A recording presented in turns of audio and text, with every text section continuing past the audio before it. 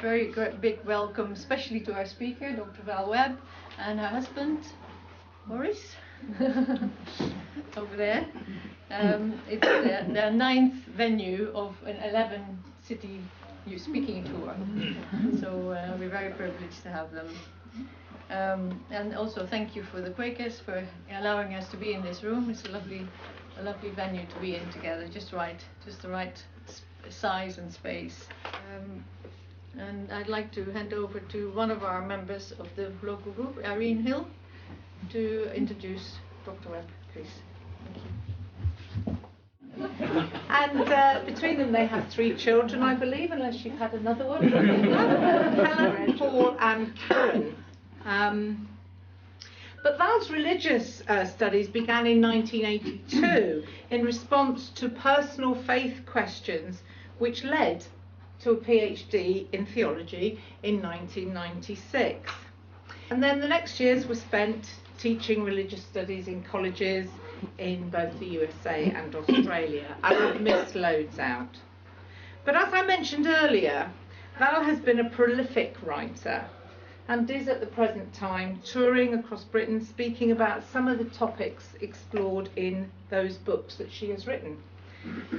So can I ask you to please give a very warm welcome to this many-talented lady, wife, mother, scientist, artist, teacher, and of course, Australian theologian, Dr. Val Webb.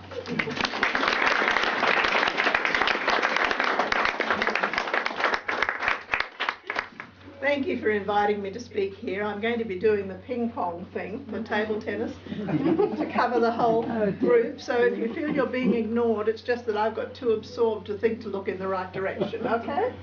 But I think you can all hear me, can you? Yes. I won't ask you if you can understand me yet. You've got to get. But everyone in England has a relative in Australia, so you must have heard the accent now. According to a Buddhist story, a child monk was always in trouble for running around during meditation. In desperation, an older monk tied him to a post until they had finished. With one toe free, the boy drew mice in the dust.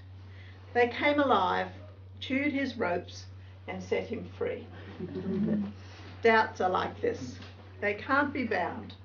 They will come alive, but doubts set free are dangerous, especially to the status quo they disturb.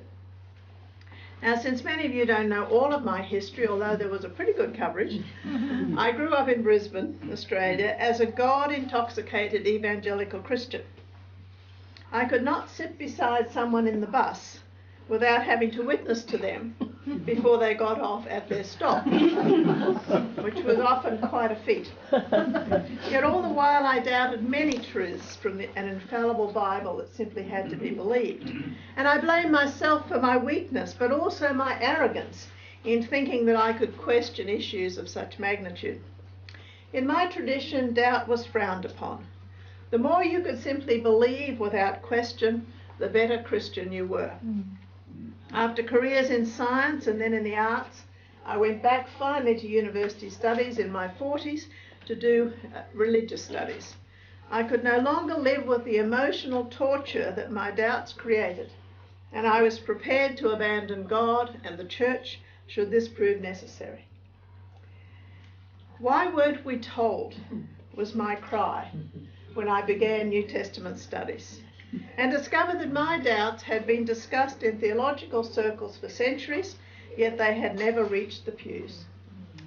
When a proverbial absent-minded professor gave the final exam to his secretary to type in the days when male professors had female secretaries, the secretary said, "Professor, these are the same questions as you said last year."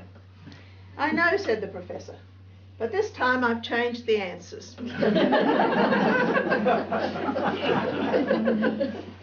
This is what I discovered at university.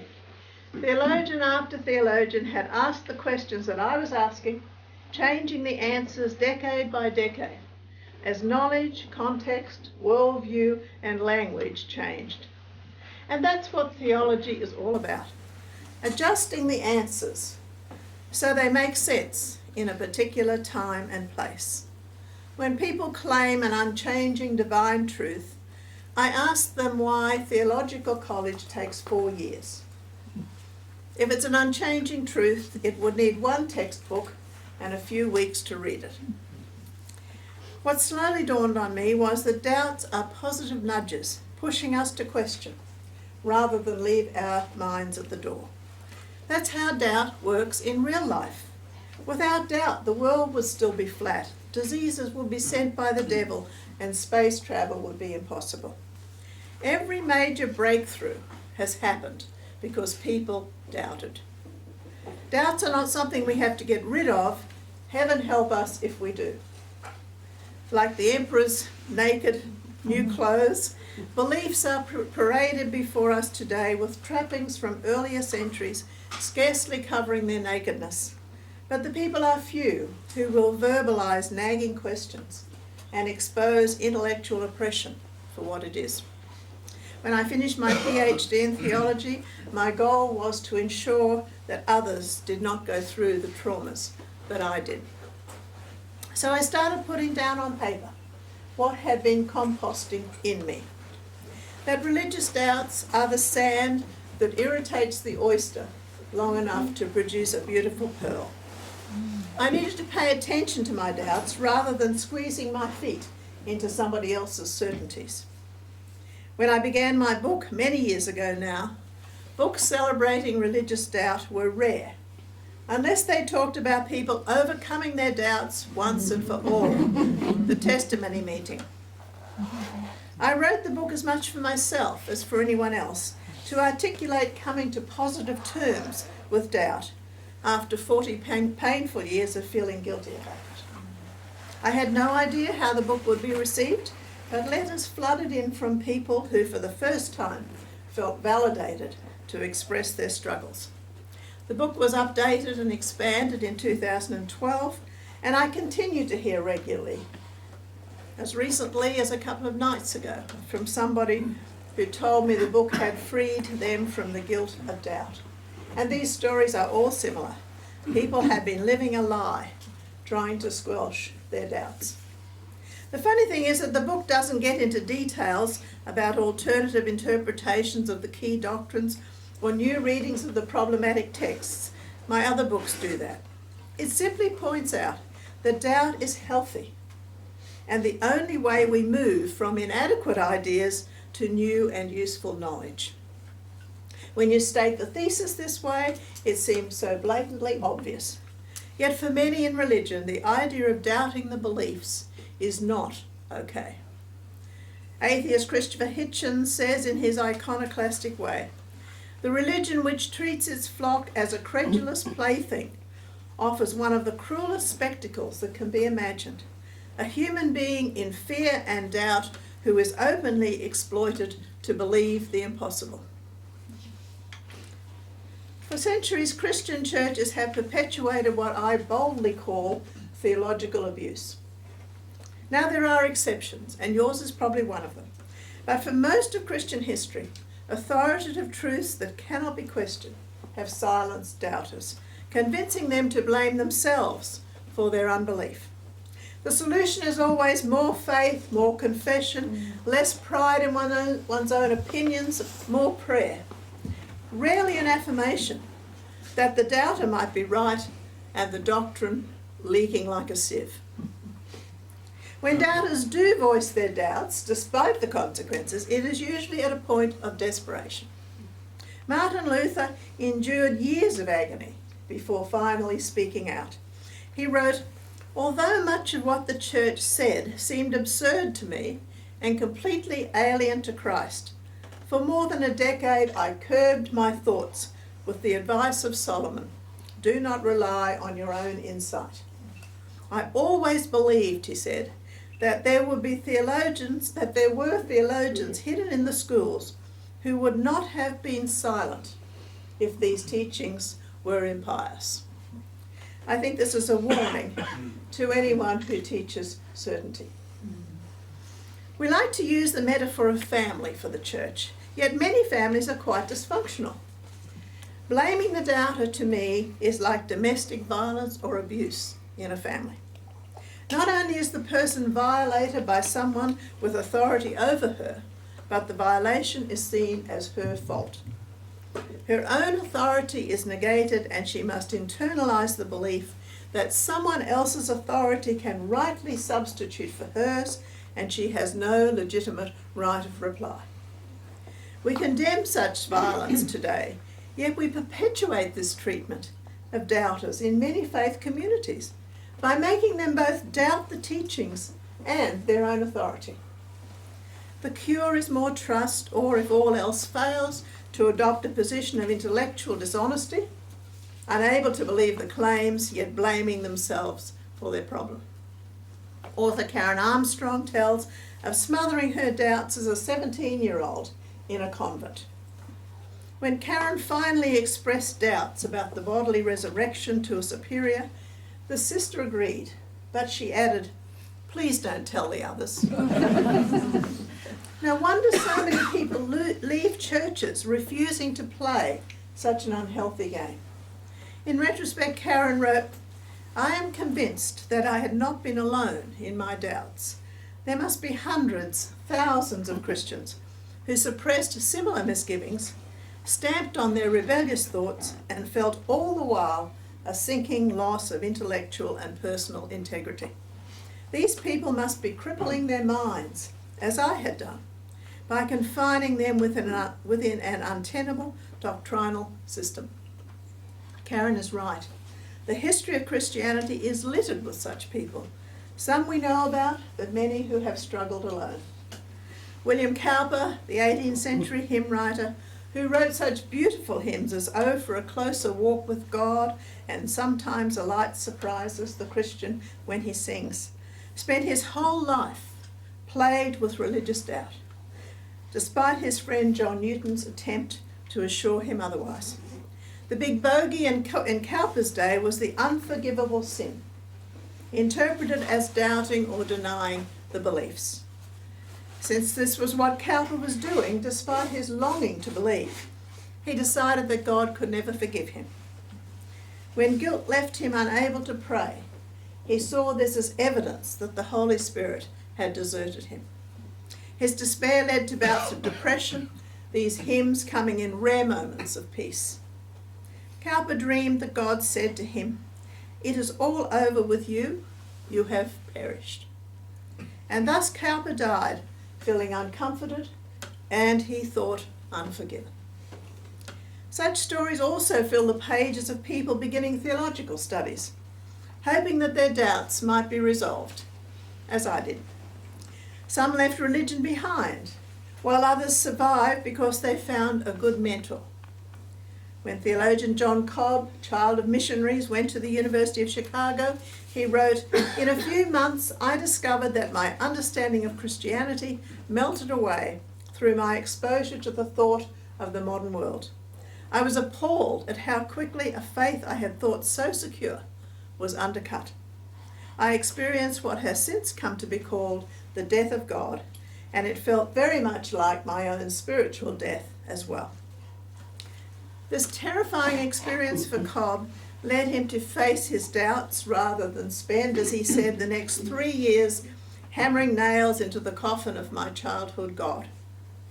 Fortunately for him, a professor introduced him to process theology, which made a lot of sense to him, and he is now the foremost expert in that field. But not all of us are so lucky, especially if academic halls are closed to us and we're left to struggle, sometimes for a lifetime, smiling on the outside yet tied in knots within.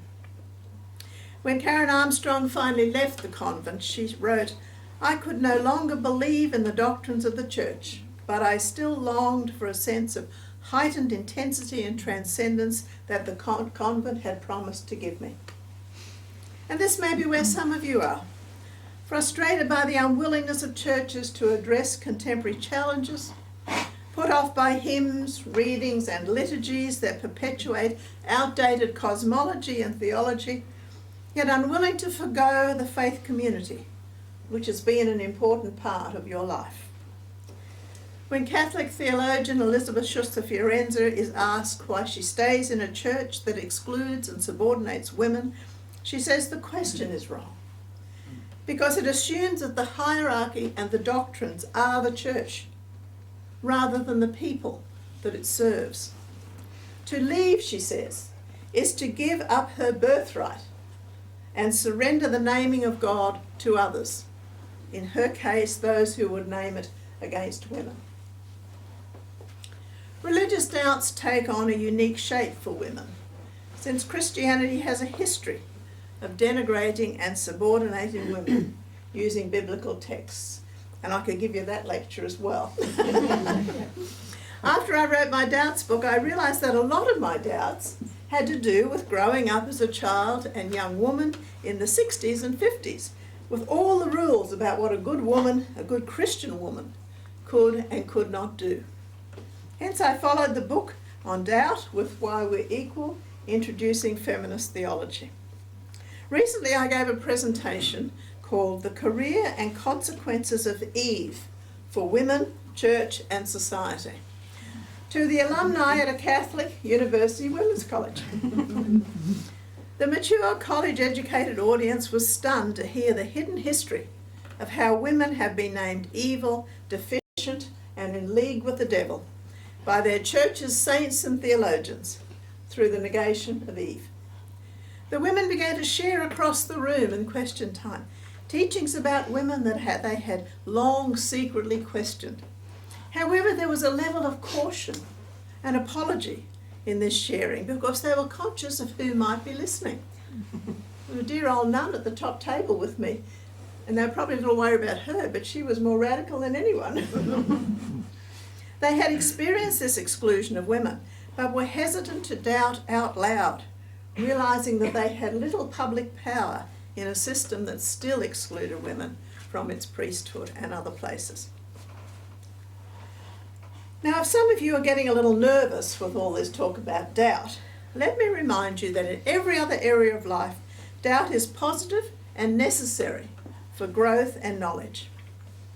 Would you tell university students to believe everything in lectures and not ask any questions? Faith, beliefs and doubts need to be together in the dance of life, each with its own right to be there. Jennifer Hecht, in her book on the history of doubt, says that doubt needs its own positive history. She says once we see doubt as its own story, rather than a mere collection of shadows in the history of belief, a whole new drama appears and new archetypes begin to come into focus. Without having the doubt story sketched out as such, it's hard to see how the patterns of questioning have mirrored certain types of social change, and hard to identify doubt's most enduring themes. Doubts come when what we experience does not fit with what we are taught to believe. Unfortunately, in religion, doubt has been presented as the opposite of faith and belief. Faith versus doubt fills our hymns and liturgies. St. Francis said, "Where there is hatred, bring love. Where there is doubt, faith." Another hymn says, "Drive that dark night of doubt away." In fact, at the last church service I went to before I left Australia, 3 out of the 4 hymns mentioned doubt as a negative, something that we have to overcome. As long as we call doubt the opposite of faith or belief, doubt will never get a fair hearing, as the religious goal is to encourage faith and belief, and by corollary, to dispel doubt. The opposite of faith is to be without faith. The opposite of belief is unbelief. Neither of these are the same as doubt. And faith and belief are not even the same. Faith is a personal response to or trust in something. Beliefs, on the other hand, are the human concepts, dogmas, propositions formalised in a tradition. Doubt is the discrepancy between the two. The discrepancy. When our beliefs do not line up with our own experience or intuitive faith in something. By distinguishing between belief and faith, we can also see that beliefs can collapse like a row of dominoes, without us losing faith in something. Theologian Paul Tillich said, "The situation of doubt, even doubt about God, need not separate us from God. There is faith in every serious doubt, namely, faith in the truth as such, even if the only truth we can express is our lack of truth."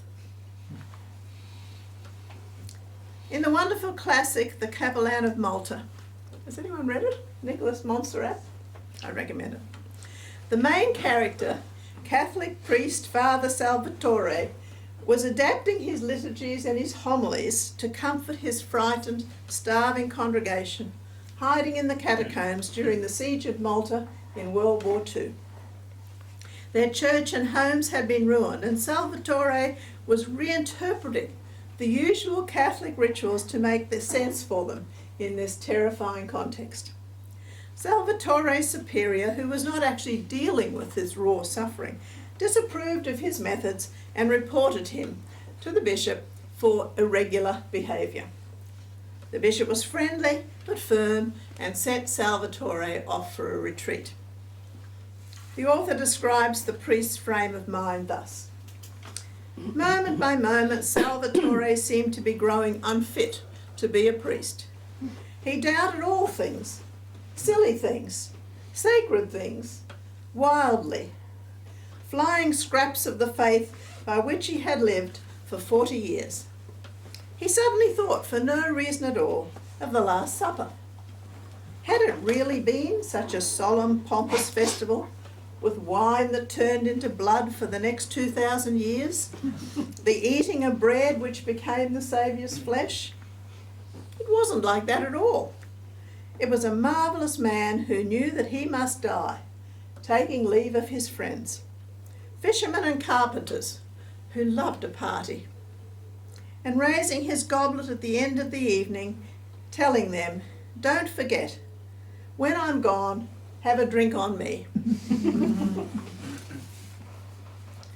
How did Christianity get into this predicament with doubt? The disciple Thomas, for one.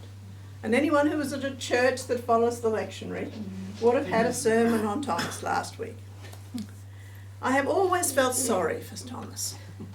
Next to Judas, he drew the worst press because he kept his options open until he saw the nail holes. An entirely reasonable stance that deteriorated into a syndrome, doubting Thomas. Yet Peter, who denied and deserted Jesus, became head of the church. Now there's more going on in this story. It's only in John's Gospel, and it leads straight into the Gospel's theme. These stories are written so that you may come to believe that Jesus is the Messiah.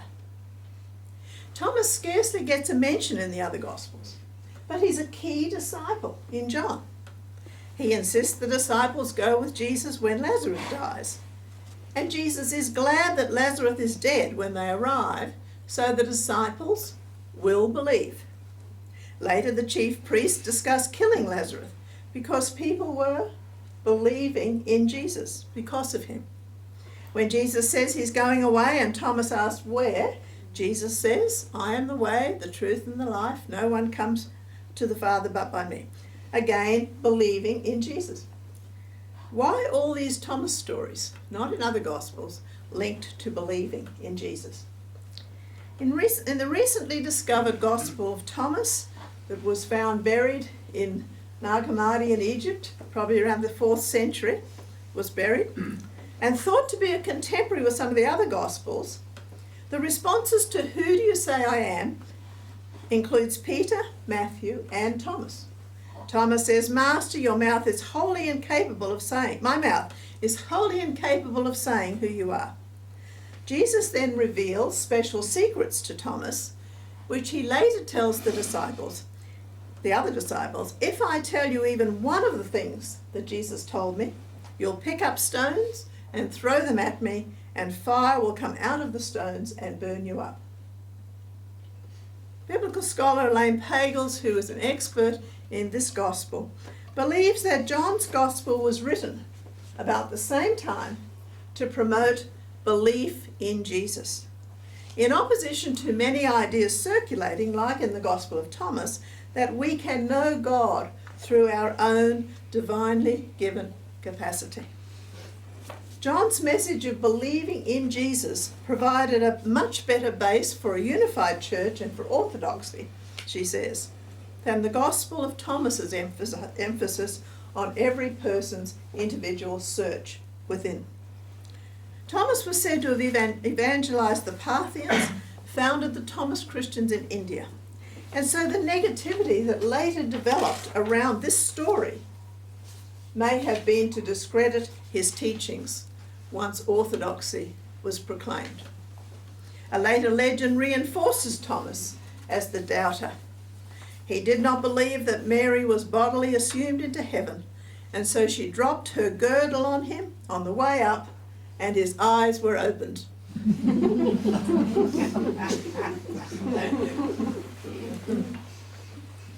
As more books on biblical research and Jesus research have become available in the public marketplace, laity are realising that their doubts have been discussed for centuries in theological halls, but have rarely filtered down to the pews. The most common response, as I said before, is, why didn't they tell us? When I challenged my own minister why such scholarship was not offered in his sermons, he said, I don't want to pull the carpet out from people if they don't have any doubts.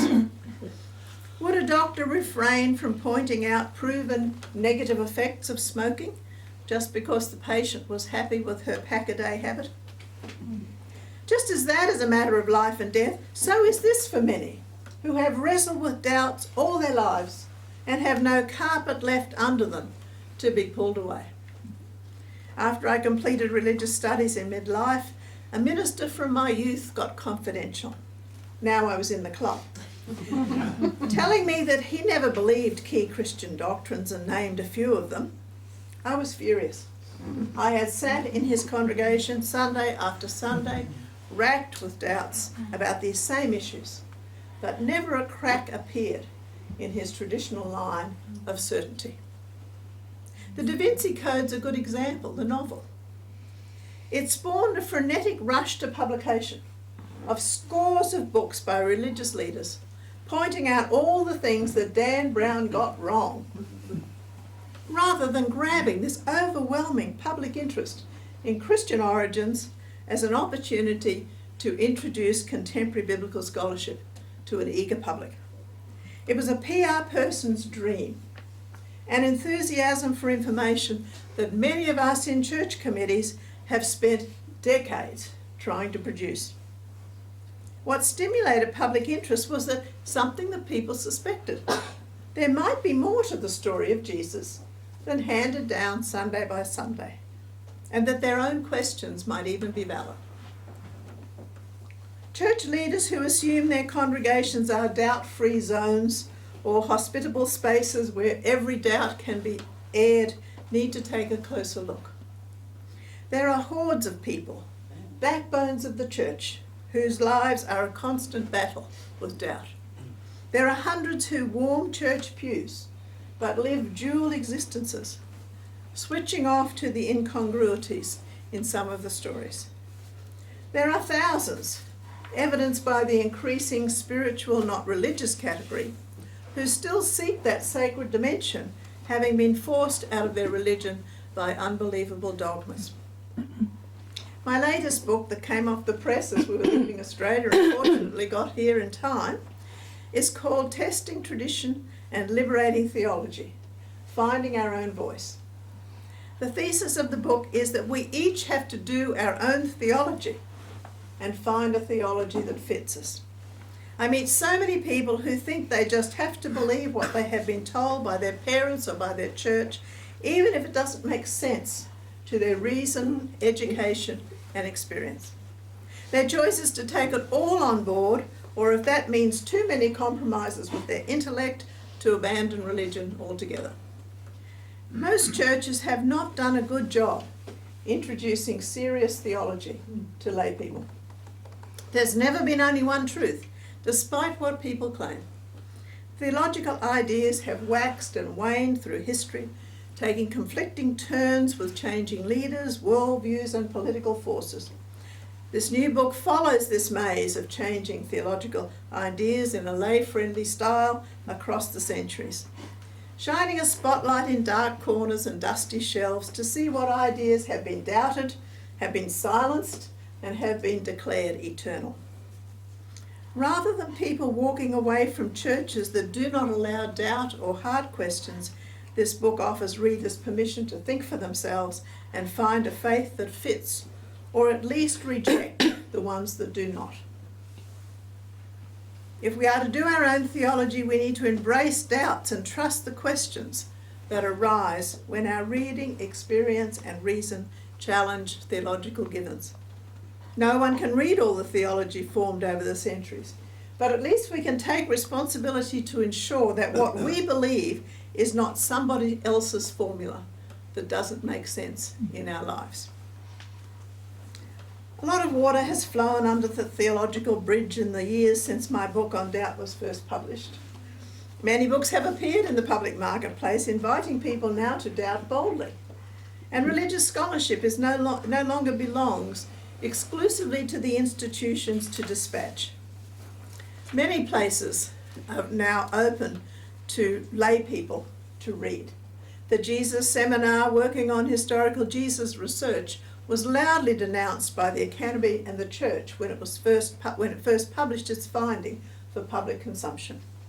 These institutions felt that they owned theological knowledge to be distributed as crumbs from their table when necessary.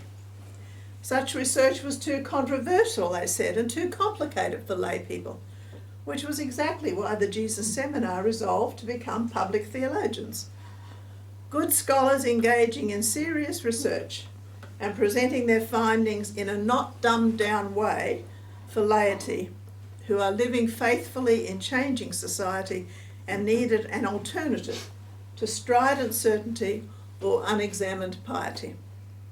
Professor Thomas Sheehan from Stanford said, "The Jesus Seminar fights ignorance with information and hysteria with history, and in the process runs the risk of actually making religion interesting and exciting." After half a lifetime of struggle with my own doubts, I no longer think about doubt as something separate, but as part of a healthy life. I celebrate every doubt as a tool to move me to new richness and knowledge, but it has taken years of unlearning to come to this place. I remember my excitement when I first began University of Religious Studies and found my questions about miracles and a bodily resurrection had been discussed for centuries and did not have to simply be believed without question. So I wanted to tell somebody, and I started with a friend who worked for an organisation that promoted Bible reading. Surely that person would know. After a few seconds, his eyes clouded over, and at the first lull in my monologue, he said, "I'll pray for you." Control of the knowledge is a central problem. The stronger the truth claims made by those in authority, the harder it is to allow doubts a hearing. And there are many ways to discipline, shun, or diffuse the doubter. After a presentation on doubt in a large Methodist church in the United States, I invited questions. The minister jumped straight up, making a speech about how he had never experienced difficulties with voicing doubts in his church because his Methodist tradition was very open to questions. That, of course, effectively sealed the lips of all the less bold in his congregation. But fortunately, some ignored his conversation stopper to talk about their doubts, even in this minister's congregation. Afterwards, he cornered me for half an hour, recounting all his unresolved questions. Most doubters do not want to reject God. If they did, they would simply walk away. Perhaps like many here, they desperately want a credible belief system, but can't accept the package offered, which is why progressive Christianity has been so life-giving. We sometimes forget that Jesus also challenged the rigid control of truth in his day. And to rephrase Paul, if Christ does not make you free, if the gospel is not liberating good news, you are in bondage to an inadequate belief system. One big doubt is about God's existence, God's nature, God's will. And I might add that when I say the word God, I mean whatever has been described across the centuries and across people to describe the presence, the ground of being, the one, the spirit. Whatever we say about God is a metaphor, since we haven't seen God.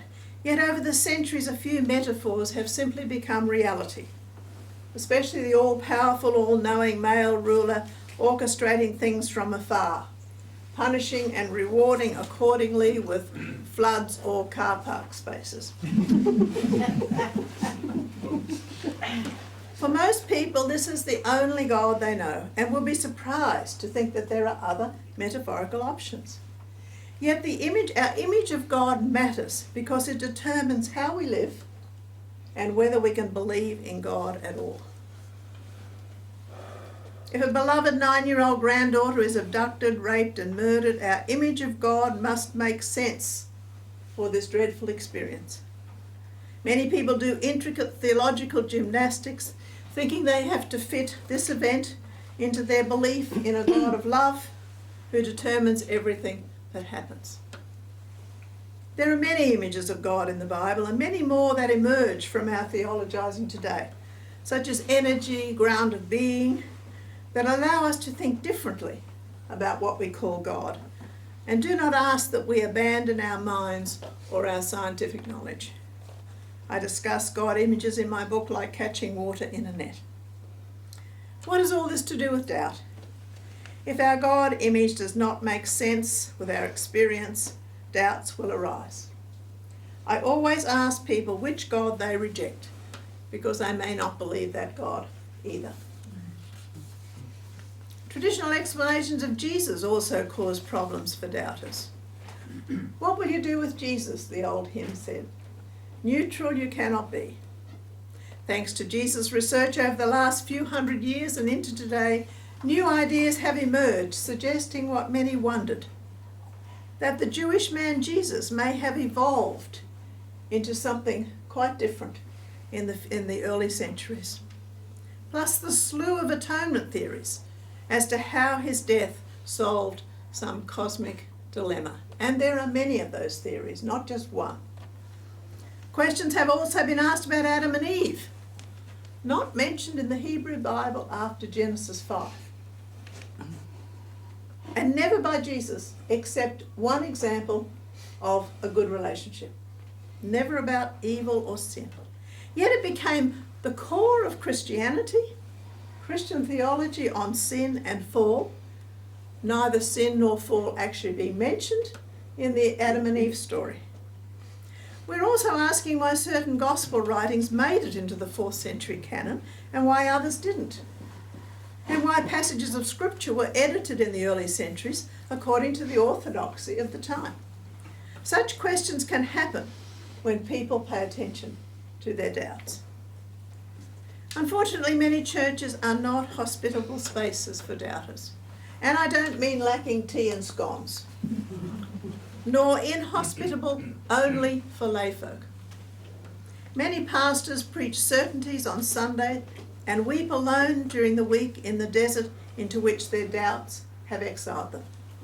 This is the theme of a new book, Caught in the Pulpit, Leaving Belief Behind. It's a study from Tufts University, linked with the Clergy Project, which is a private website providing a safe haven for religious leaders who no longer hold their church's beliefs. The website has some 550 members, many active in ministry, but caught by financial or family considerations, by loss of face or lacking other skills. Those interviews talk of going into seminary as good people wanting to help others. But in parishes, they encountered troubling experiences: rejection of their scholarship, dishonesty, corruption, religious beliefs slowly departing. The researchers have no way of knowing the scope of this phenomenon, but there's enough to warrant a website. And I find it a bit ironic that it is the Richard Dawkins Foundation for Reason and Science that has funded this safe haven for clergy, rather than the churches in which they minister. What if doubts were seen instead as the essential part of the dance of life and faith and freely discussed, not just in study groups off to the side, but from the pulpit? What if church leaders believed that laity do not want to be dependent on theological crumbs dispensed in suitable doses? What if we could graduate from spiritual milk to solids, and not just the pureed mass that is palatable not to spit out, but bland enough to distinguish any identifiable ingredients? For many of us, gatherings like this provide our food and a place to explore doubts and find a faith that fits. Many of us have or will become church alumni, without the need for a church that refuses to move. And there's certainly a precedent for house churches in the Bible. But for those whose history in the church is an important part of who they are, we have to discover ways to boldly advocate new thinking within its walls. Many mainline churches, feeling the pressure of falling numbers on the one hand and calls back to fundamentalist literalism on the other, are not open to progressive thinking, fearing that they will lose more than they gain. So the challenge is huge, yet not impossible, if we are prepared to support each other, to chip away together at the resistance, and to proclaim what we see as good news as fervently as others proclaim the opposite. How can we encourage doubts and conflicting beliefs in a church community without tearing each other apart? What glue will hold us together? I believe the unifying factors of hospitality are Jesus' command to love God and neighbour and have compassion. Do unto others as you would have them do to you. Relationships rather than creeds. Families that stay together seem to be able to say, I love you and I'm sorry, even when the most unlovable things happen. The church family should be able to do this as well. Jesus preached relationships rather than dogma. And love as a relationship cannot be legislated, but only described in the thousands of experiences we call love. Church historian Diana Butler Bass, in her book Christianity After Religion, points out that in the past, belonging to a church community started with an assent to a body of beliefs, but she thinks that doesn't fit today's world. Few groups now insist you believe certain statements before you join. Usually we form relationships with a group of people and develop practices together, whether supporting a sports team, doing a craft, or working for a cause. The beliefs or convictions evolve out of belonging and working together. Butler Bass says, instead of having to believe and then behave in a certain way in order to belong, we need to reverse the order to belonging first, behaving, seeing what the aims of the group are, working together. And out of this comes our believing. And the believing is not something once for all. The believing is a progressive moving on with new experiences. This returns us to the way of Jesus, she said. He invited his disciples to be a community, belong, working together to proclaim a new reign of God, behaviour, and these experiences led his followers to believe in Jesus' mission. After his death, however, believing in Jesus' teachings became belief about Jesus, eventually cemented into church creeds and orthodoxy. And once orthodoxy was declared, believing the certain dogmas and taking part in the rituals, behaving, then allowed you to belong. What is a hospitable place? Henry Nouwen describes it as a space where a stranger becomes a friend, where change can take place. It's not about bringing people to our side, but about offering freedom without dividing lines.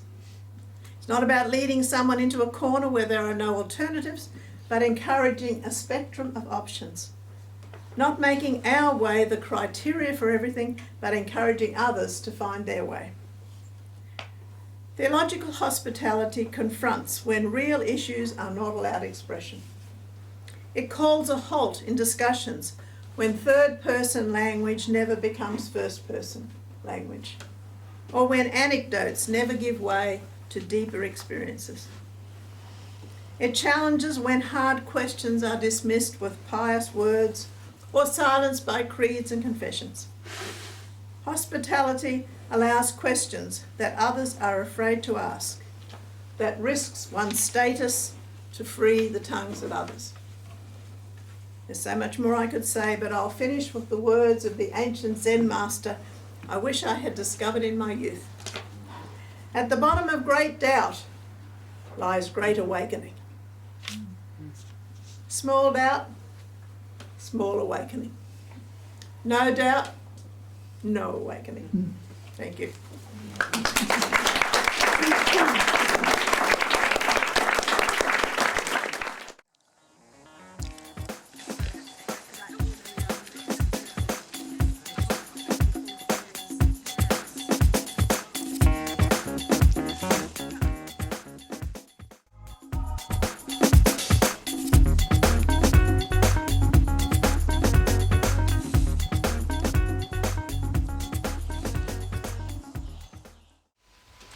Okay, so make good use of it, and good questions or comments, be nice and concise please, so we have plenty of room for anybody who wants to contribute.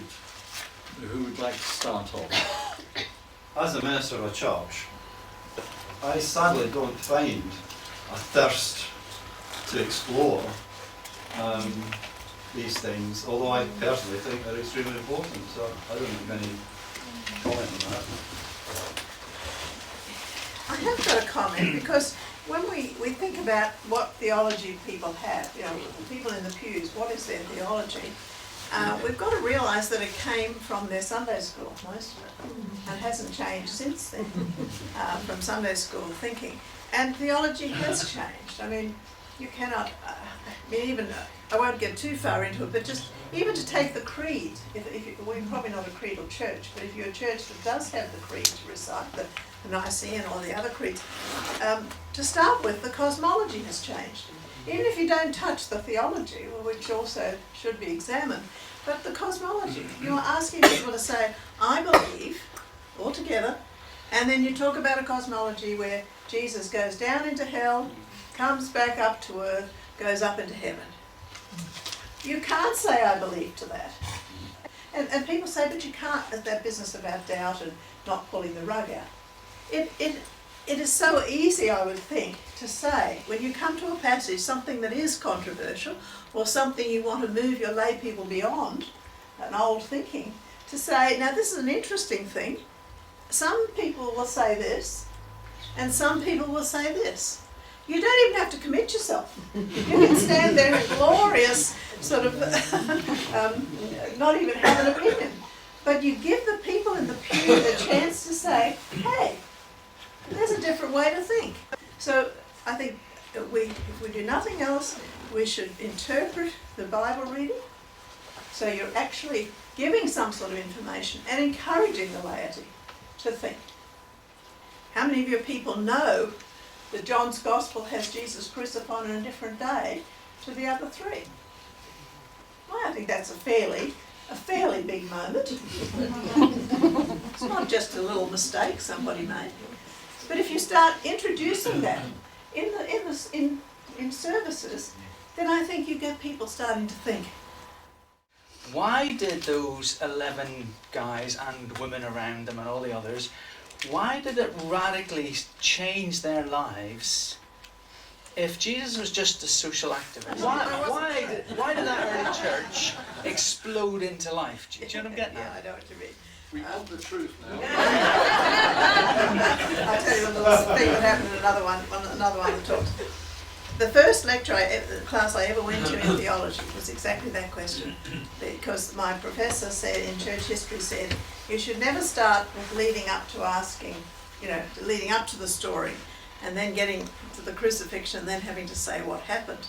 He said the best place to start is afterwards. Why did those disciples go on to do what they do? And I think that's a really good piece of advice, that something happened for them, that they've kept on going. Now, I think we've spent so much time on the supernatural elements that we have emphasised that we have forgotten Jesus as a human being. And when the creeds carefully said fully human and fully divine, and basically after the 4th century Jesus was fully divine and very little human. And then you have the question, well, when he was a baby, did he have a God mind? How did he behave as a child? It's an obvious question. If you say he was God from the beginning, then what was he like as a child? Did he have two natures?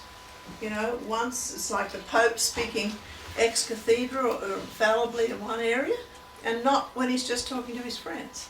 I mean, and part of our problem is that the philosophical basis on which the creeds were written is a Greek understanding, and their biggest worry, because they dealt in substances, how do you put two different substances, divine and human, in the one body? And they went on about for 200 years on that. Now, that is a question that means nothing to us today. And we need to often think, how would we describe Jesus today? But we keep coming back to that Greek philosophy and saying, well, this is how it is, and then trying to get our understanding of human beings into that sort of a pattern. Whereas we should be saying, they were struggling to make a philosophical statement out of something they could not understand. And like everybody, which is what I do in my testing tradition book, everyone uses philosophical understandings of their day to describe something. And that's what happened then. And today we would be entirely different. That wouldn't make sense, that argument today. And yet we still use it because that has been the 4th century argument. But then we've got other problems, because you get these terrible stories in the Bible about a dreadfully violent God. And then what do? Do you say, is that all part of the inspired story? And then people will say to me, oh, the violent God's only in the Old Testament. You know, when Jesus came, everything was fine. But you know what? The most traditional story of the atonement is a Father God affronted by human sin, which humans apparently were unable to not do, affronted by human sin, and so the Father God decides to kill a son in the cruelest death possible, all in the name of love, to solve the Father's offence. Now, if that's not a violent image, I don't know what is. And so I think we've got to realise that we're in the 21st century, and somehow we've got to work at this. Again, we haven't started worshipping Martin Luther King No, or Gandhi, and they did similar things. Yeah. So my issue is, how do we now understand Jesus? In the 4th We century. don't have much time. In the 4th century, Constantine made the church to tolerate religion, whereas some 12 years earlier it was persecuted. We sort of don't know whether the church would or would not have survived, because often persecuted churches do much better than tolerated churches. So they could have gone on, you know, with incredible strength because they were being persecuted. So we really don't know what happened. We do know that through Constantine we got a lot of baggage, and the church became part of the empire. But you know, would Jesus have lasted? We don't know that. But his message is there, and I think that's the other thing I find trouble with the creeds, because it doesn't have anything about Jesus' life in it. You know, born of the Virgin Mary, suffered under Pontius Pilate. Like it didn't matter what he did throughout his life. It didn't matter about his teachings. But the struggle is, and whether or not what happened, we can't know, and I don't think we can base everything on what we think happened. We need to get away from that and listen to the stories of Jesus and the teachings of Jesus, and know that they weren't just, if they weren't Jesus' words, that's not an issue. They are the words of the community 30, 40, 50 years later, who have composted the ideas, and this is what has come out as the community message. And I wondered if we could consider adding to that what we can learn from good scientists, which is the capacity for wonder, and the capacity to know we don't know it all. And that seems to me to be missing from creedal statements. Interesting comment. I like it. We'll start off with the science. I was a scientist in Mother Korea. And I think it's a very exciting time for religion in terms of science, because for so many decades we've been almost opposed to it, or at least trying to bring the two together with all sorts of fairly shaky arguments. But now with physics talking about all its quantum and its chaos theory and all this wonderful stuff about uncertainty, and being quite unhappy if they're tried to pin down, and all about wonder and awe, and in another lecture I say that that's where we can meet as Christians and science, by sharing the wonders of the universe. And as the universe, our understanding gets bigger and bigger, it becomes even more so. And we need to have these conversations, because at least the physicists are with us. But we've got to make sure that we don't have images of God that sort of set up our lemonade stand on the opposite corner. We can't have images of God out there manipulating the universal laws. Our images of God have to become energy, something within the universe, the process ideas of the initial aim in every moment. There are many wonderful ideas of the divine, however we describe it, working within the universe. And that also is something that we can talk with science about. And so when we're dealing with metaphor and mystery and trying to understand what we call the sacred or God is, then to be able to express it in metaphor, which poetry often does, is a very helpful way of doing it. And the thing about it is this literalism, literal reading, is quite modern. It's only in the 1800s that we get this very literal reading of scripture and saying this is how it's got to be, and that's what these things actually happened. Origen, way back then, said that you cannot just read the Bible literally, because he said, can you really imagine that God put a tree in a real garden that if you ate it told the difference between good and evil, and then he took evening strolls? He said, and he says it may be, not every scripture has a bodily or literal meaning, but scripture you can find a spiritual meaning. And so we've got this early understanding of poetry and narrative, which we've lost in the last couple of hundred years when some people insist on the literal. Another thing we've got to get back to, the poetic, the metaphorical. Makes so much more sense.